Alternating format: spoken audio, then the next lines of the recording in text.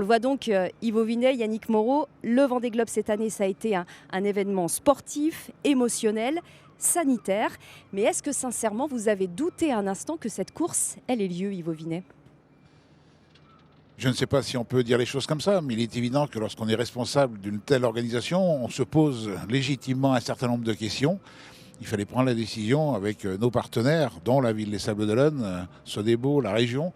Nous avons décidé en juin de partir et de faire en sorte que tout ce qui consistait au départ, le village et tout, s'organise. Sauf qu'à juin, on était au creux de la vague et c'était tant mieux. Et que lorsque le départ a eu lieu, on était reconfinés et on voyait bien que les chiffres étaient mauvais au cours du mois d'octobre et début novembre. Est-ce qu'à ce moment-là, vous vous êtes dit, c'est râpé, elle n'aura pas lieu cette 9e édition? Non, je crois qu'il y a des risques. Il y a des moments où il faut qu'on prenne des risques. On les a pris, on les assume.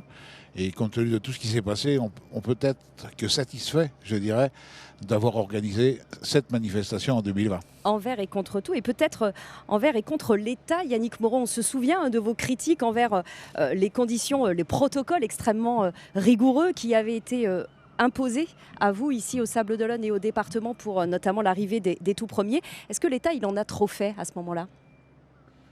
Le problème de l'État, c'est qu'il a du mal structurellement à faire confiance aux élus.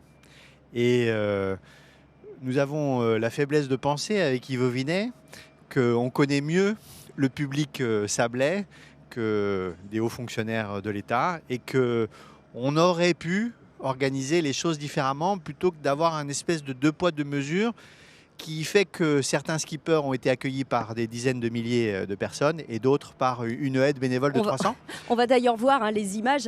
Effectivement, il y a eu deux poids deux mesures, vous le dites, entre l'arrivée des premiers, 300 bénévoles autorisés seulement, et puis l'arrivée par exemple de Sam Davis, c'était un mois plus tard, 15 000 personnes sur les quais.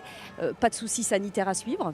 Il n'y a pas eu d'explosion des chiffres ici. Non, parce qu'effectivement, dehors, sur les quais, battus par les vents, avec un masque, le risque de circulation du virus est très très faible. D'ailleurs, malgré les affluences des derniers de public qui se sont massés sur les jetés sur les dernières arrivées, il n'y a pas eu de reprise de l'épidémie au Sables-d'Olonne. Au contraire même, dans les semaines qui ont suivi les arrivées du Vendée Globe, on a atteint des chiffres historiquement bas sur la circulation du virus au sable. Donc en fait, le risque sanitaire était très très faible et simplement... Et vous regrettez que l'État ne vous ait pas plus fait confiance? Non, parce qu'on ne refait pas le match, simplement. Parce que la fête a existé. De manière générale, je trouve que l'État ferait mieux de nous faire un peu plus confiance.